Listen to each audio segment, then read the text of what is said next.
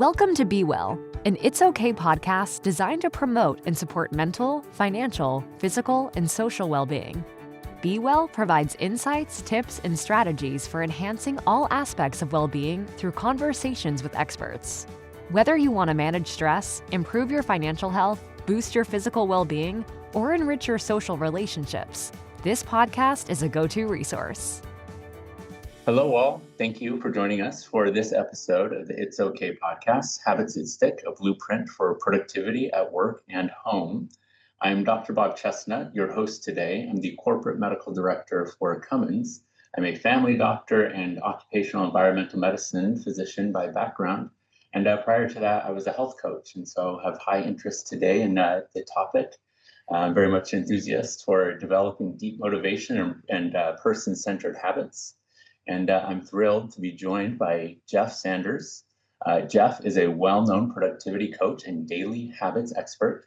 Jeff is the author of The 5 a.m. Miracle, The Free Time Formula. Jeff also has a very popular podcast, the 5 a.m. Miracle podcast, which has ranked #1 in Apple Podcasts in the self-improvement and business categories. It's been nominated for 7 podcast awards and has exceeded 14 million downloads. Jeff, I'm sure that feels really good. You can learn more about Jeff at jeffsanders.com. So Jeff, thank you so much for joining us today. And I'm wondering if you can kick us off with telling us a little bit about what inspired you about productivity, what has made it such a focus for you. So for me, I was not always a productive guy. In college and growing up, I basically was a last minute kind of guy. I would get things done, but only because I had to. And one of my very best jobs, we'll say, in my mid 20s was as a registrar for a career college. And that job is a very fancy way of saying paperwork, lots and lots of paperwork all the time. And what I found out was that I didn't have the skills. I didn't have what I needed to actually organize all this stuff, these inputs and incoming flows of emails and literal piles of paperwork, file cabinets full of stuff. And so I made systems. I responded to the moment and said, I need to be productive. Let's make this happen. And so I taught myself how to get it all done in a way that was going to reduce my stress and make me feel a lot better, do my job better. And I discovered that I loved to be productive. I really had a knack for it and really found the process of figuring out how to go through, here's a mess, let's clean it up, was fascinating. And here's a way to say, I don't want to feel stressed out. I don't want to feel overwhelmed. I want to feel in control of my time, my day. Well, what's that going to look like? Well, what it looks like is building systems, knowing your work really well, and identifying those pain points, those bottlenecks, and then saying, if I can nail these things down, I can get the results I want and feel great because of it. Which it took some time, right? It wasn't overnight, but it was such a fantastic thing to go through. Awesome. Yeah. Thank you for sharing that. And yeah, a lot there that resonates with me, and I'm sure will resonate with many of our listeners. And so maybe we just dive in, and you can start sharing kind of what are those productivity basics that you share with people to start building on and get a taste of that success and feel what, that catch that same contagion that you had caught that led you down this path. Well, the basics are fairly obvious. It's a question of stress is one of them. And if you ask that question, where are these things? Where are the problem spots? Let's go solve the problems, which is fine. I think we can start there. But I get more excited about goals I want to achieve. It's what's the real aspiration, the vision behind the work that I do? Back to that job that I had, 15 years ago, my vision was to excel at my work so I could be promoted, I could move forward, but also because I wanted to have a really strong why behind my work. I was there for a reason. I wanted to, make this college function as the best way it possibly could. I cared about the work. And so being productive and having strategies made that possible.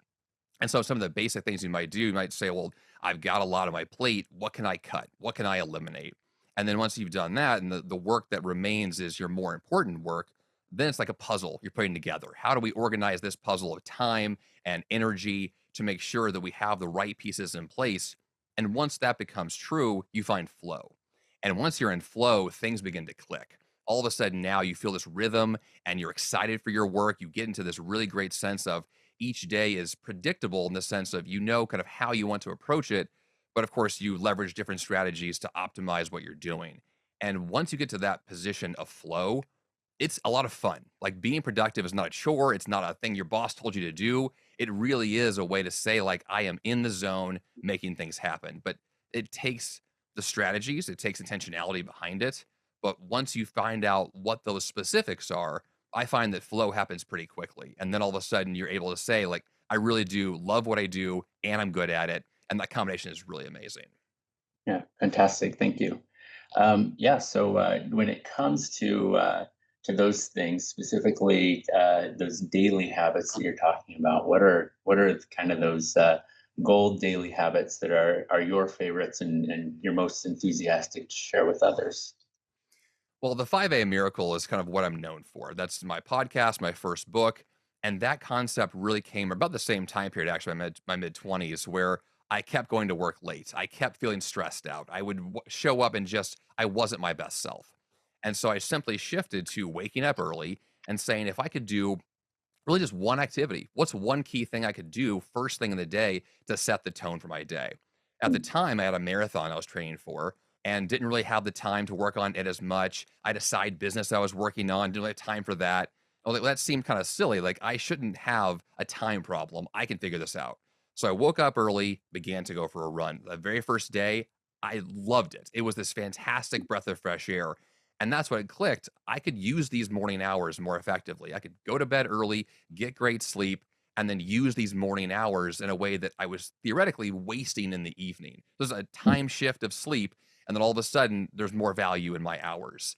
And so Mm. that simple shift of waking up early and doing something that matters to me first thing was a transformative habit to have.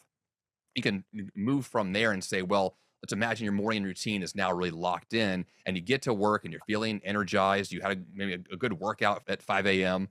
Well, now what do you do? Well, one of my first key activities is to focus on what matters most first, which I recently interviewed Brian Tracy, author of the book called Eat That Frog. And that concept of eat the frog sounds gross because it is. And the idea behind it is you do the thing you don't want to do first, which of course is hard. Our tendency is to do what's easy first, which, though it might feel more productive, the actual big rocks are what matter most. And so your first focus block of the day could be, let me tackle this big monster I don't want to do. And then all of a sudden, the rest of the day is that much better. And that tends to be my key way to begin my day is a healthy activity first thing in the morning when I'm at home, and then a very intentional focus block at work to do what matters most. And I find that when those two things happen, the rest of your day is amazing. Like the rest of the day, you've got energy, you've got focus, you've got momentum, and that momentum is just, it's second to none. Like once you have it, everything else begins to click. And once again, that rhythm and flow show up. Fantastic. Wondering if you can expand just a little bit. So it's called the 5 a.m. habit. Is it really 5 a.m. or what are you saying there? So initially, my habit was a 5 a.m. wake up call. Now, many years later, I've got a wife, two kids, a business. Life is very different than it was in my mid 20s. And so the concept behind a 5 a.m. miracle is not 5 a.m., that's arbitrary. It really is intentionality. It's asking that question, if I wake up at the best time for me in my current season of life, what would that be? And then what would I do with that time that I now have? And so my current wake up time, I believe, is around 6:15. That varies. My kids' schedules with school changes frequently, and so I'm always adjusting what that time is for me personally.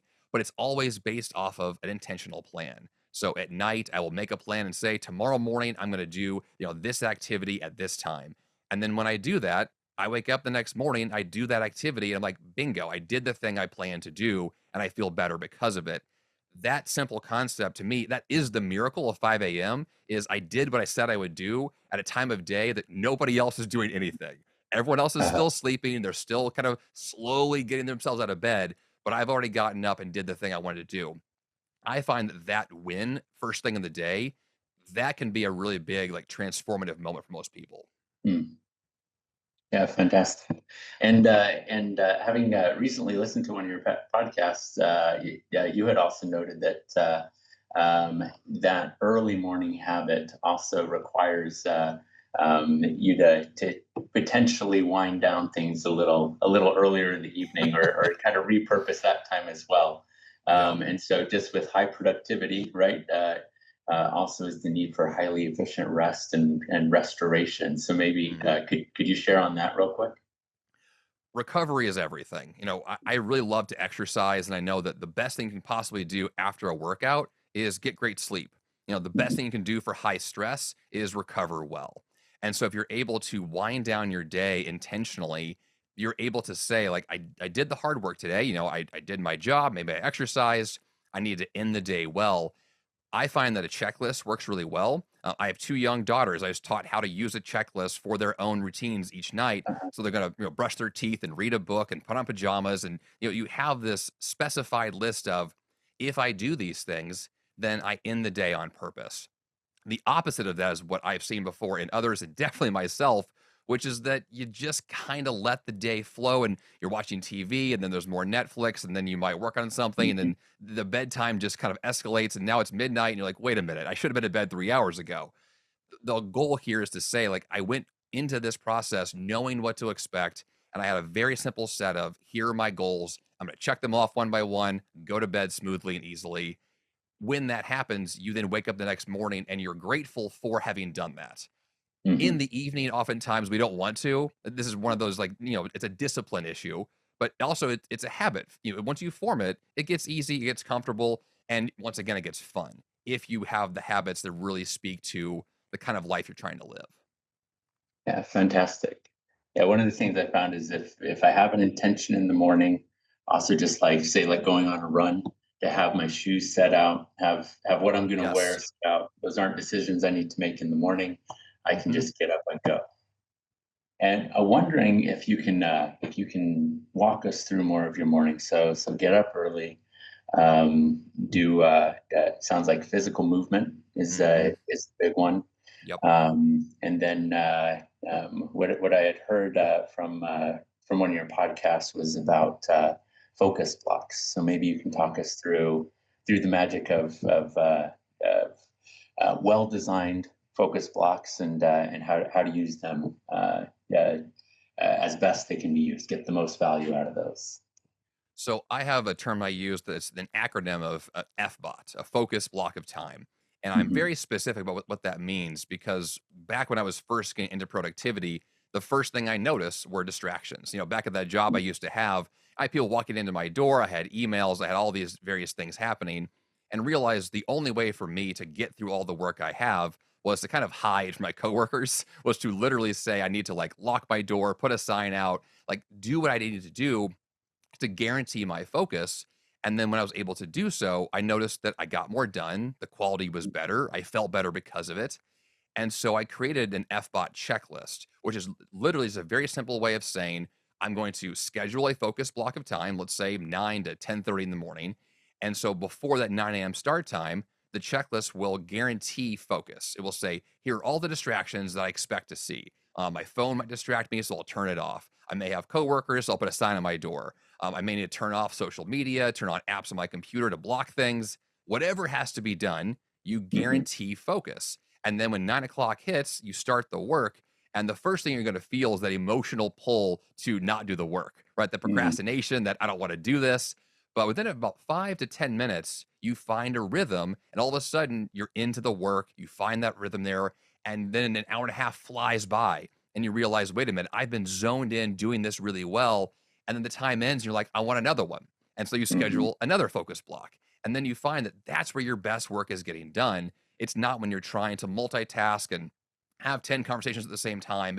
Hmm.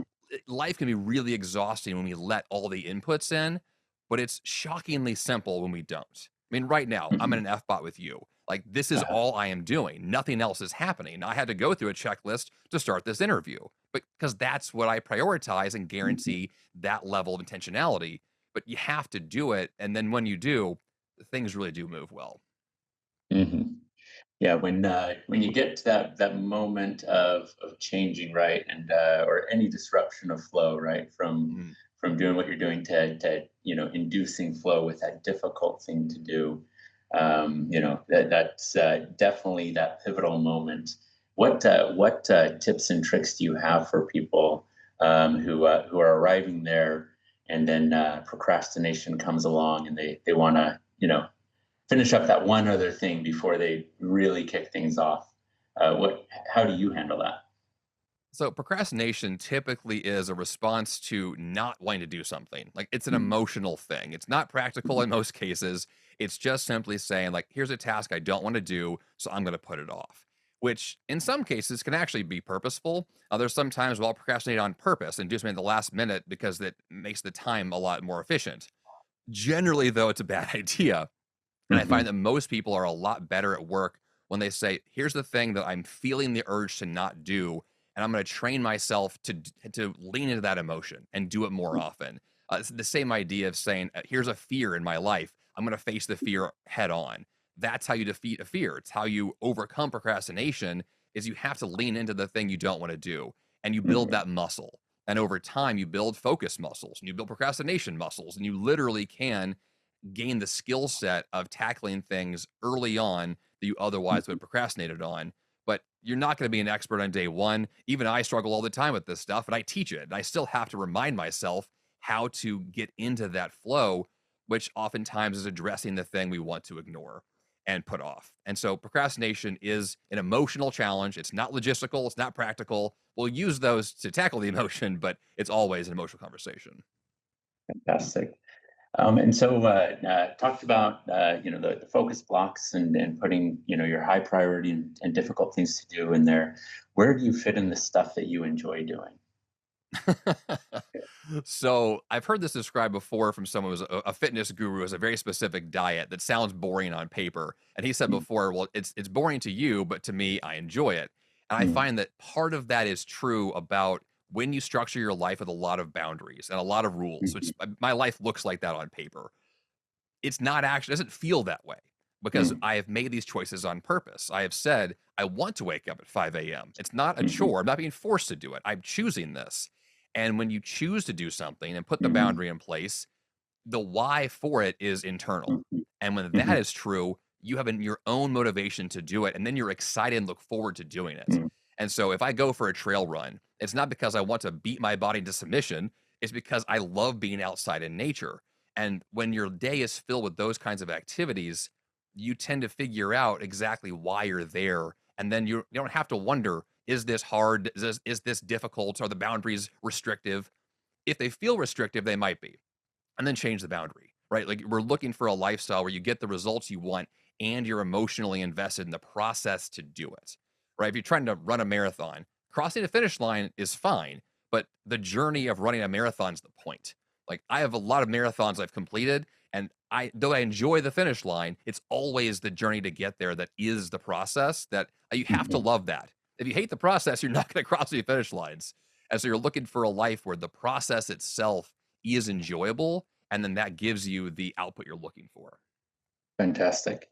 So I'm wondering if we can think about. I understand you do group coaching, individual coaching. So let's say you're meeting with someone and you're starting them out, right? For and they say, Jeff, my life's a mess. What do I do? How do you kind of kick things off and talk them through some of those earlier wins to get them caught on to productivity as something they want to chase.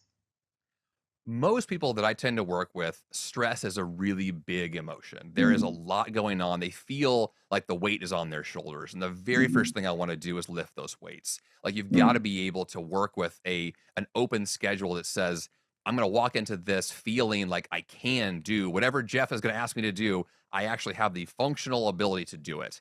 And if you ask a busy person to do more work, they're going to just freak out.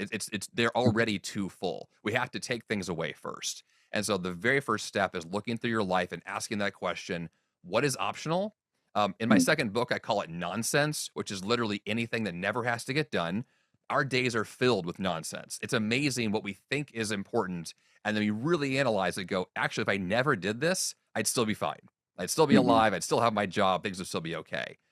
But once you address what those things are and you begin to remove the things that don't matter, you discover a lot of free time. And with that mm, free time, you can then be more intentional about how to do the things that you know are important and do them better and have better structures and strategies around them. And so the very first process is always to reduce stress, cut whatever we possibly can, And then I can begin to introduce better strategies like focus blocks or morning routines or healthy habits that will then fill you with more energy you can use to go do the work you care about. So, really, for most people, if you can get the stress conversation really nailed down, then we can convert that into joy, which is always my intention. Like, let's make sure that we are enjoying this process and doing work that matters because we care about it and we're not going to be burned out in the process. I have a history of going to the ER for stress related issues in my early 30s. I know what it feels like to drink too much caffeine, work 12, 14-hour days, Mhm. and we push and push and push just to find out we did a ton of stuff. We could have just skipped and enjoyed our lives more, been healthier. It's just it's not worth it to live in that bubble of stress all the time. We think that's our whole world, but it doesn't have to be. Yeah, fantastic. And so so expert productivity advice is first do less, right? And Always. or yeah, first do Always. less. Less nonsense work. Focus Yes, on the high priority stuff and what absolutely needs to get done. exactly. Yeah, fantastic. Thank you. Yeah, I think as controversial, right, as it could sound, the end goal is we all need to get the important things done while working less, right? That's efficiency right there. Yes, exactly. Yeah, perfect. So you had touched on motivation and getting that internal drive for things. I'm wondering if you could expand on that. If you're taking someone through kind of an exercise to explore their why, what do you typically advise people to do to tap into that more? One thing that I've done with my own career is to analyze when opportunities pop up, what Mhm. I feel emotionally drawn to. So for Mhm. me, motivation is like a magnet. It's like what things are pulling me in to say I am excited for whatever this Mhm. next thing is. My wife loves to make fun of me because I love to run the trails and be on mountains and be outside. Mhm. If I look at a mountain, I get excited. I love Mhm. to be out there in that adventure. If she sees a Mhm. mountain, she gets either scared by it, bored by it. It doesn't mean anything to her. She's not Mhm. into it. We're looking for those areas that we are just naturally compelled to say, I want to do more of this. If I get an Mhm. email and someone's asked me to do a speaking engagement, I get excited. If someone asks me to coach them one on one, I'm a little less excited. And I can tell Mhm. there's a difference between the kind of work I want to do and the kind that I don't. And so we're looking for motivation that stems from that internal like source that says like I really want to do XYZ. I'm going to write it down and look for more of those things.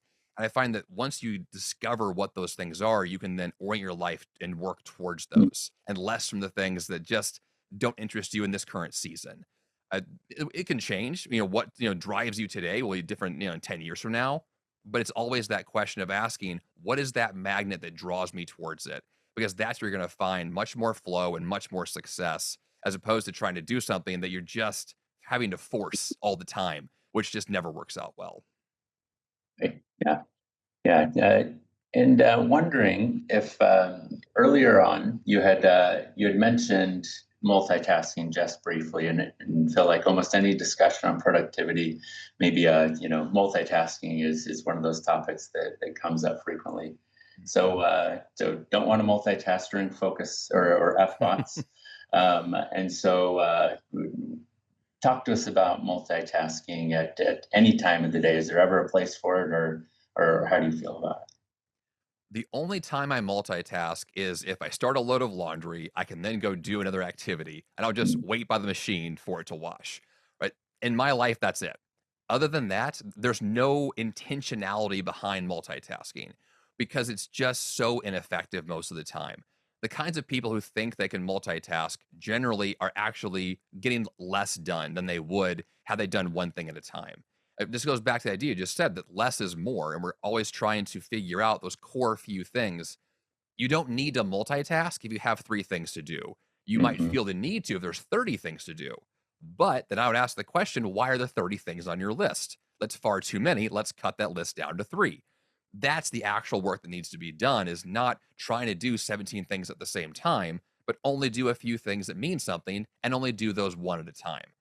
That's a very big mental shift for most people who feel this need to answer the phone or write an email and eat their lunch at the same time. They're trying to Mhm. juggle these balls. And it's an exhausting exercise and futility because you're not actually moving the ball. You just feel busy. You emotionally feel like you're active and therefore I'm productive. Well, no, you're just exhausting yourself. And I want to separate the difference between exhaustion and true productivity, which ultimately Mhm. is a much smaller list, but it's the important stuff. Fantastic. Thank you. So I've asked you a lot of questions. What haven't I asked you that you'd like to share with people? I think the biggest thing that tends to come through with most people I talk to is that they feel this sense that there are 17,000 things to say yes to. And Mhm. I'm always asking the question, what are the core yeses? And everything else can be a no. There's a great book by Greg McEwen called Essentialism. And in that book, he asks the question, if it's not a clear yes, well, then it's a clear no. If it's not a 10 out of 10 on your list, then don't do it. And you're really asking that question in the chaos of your day. What are those few things that stand out? There's a strategy that I use called the green pen strategy, where I'm asking that question. We all know a red pen, where a teacher looks through your paper and they mark it up with a red pen, all your mistakes and problems. Well, a green pen is the opposite. It says, here's that same assignment, but this paragraph here is amazing. And the way you ended this was awesome. Do more with that. And so you're Mhm. looking for in your day and in your work, where are those really bright spots where things are just excelling? And let's Mhm. forget the rest. It's all noise and go just to those few things that really add up and expand upon those. And then all of a sudden you find like that's your strength, that's your interest, that's where the success comes Mhm. from. But it has to be really, really tied into those key areas where success is possible and likely because you know it's Mhm. your best stuff. And everything else can just fade from there. So, just like to recap, just some point out some of my favorites from our conversation today. So, I really appreciated the focus on with productivity. One of your priorities is stress reduction and removing things from your list that don't need to be there. Uh, Sounds like really smart goal design is a big part of that, and making sure that whatever it is that you're doing, that you're really looking to squeeze the juices out of it and really find the ways that it's meaningful to you. And if it's not, then maybe that's a checkpoint for you to question, should I be doing this? How do those sound to you? That sounds pretty fantastic. Yeah, there's a lot of strategies to pull from, and so it's really about just picking a few that matters. You have some really good ones there that summarize it well. Yeah. So one final thing for you. So if you could give our audience one point of advice to increase their productivity today, what comes to mind? If I had to pick one thing, I'm going to argue go to bed early. As Mm. difficult as that may be for most people, they don't want to, they might fight me on it. I think going to bed early and getting some great sleep will make tomorrow better than most things Mm. will. And if Mhm. that's all you do, that will make tomorrow a win because great sleep is life changing. And you know that feeling when you don't get great sleep and how terrible it is. Well, the opposite is also true. Get the great sleep, and the rest is a lot easier. Fantastic. Thank you. Thank you, Jeff. It's been wonderful to get to know you. It's been wonderful to be with you on the podcast today. And thank you for all your advice. Yeah. Thank you. Appreciate it. Thank you for joining us for this episode of Be Well, an It's Okay podcast. Check the It's Okay website for new episodes added quarterly. You can also visit the website for valuable information and resources for improving your well-being, including links to our employee assistant program in your area. Go to mentalhealth.cummins.com.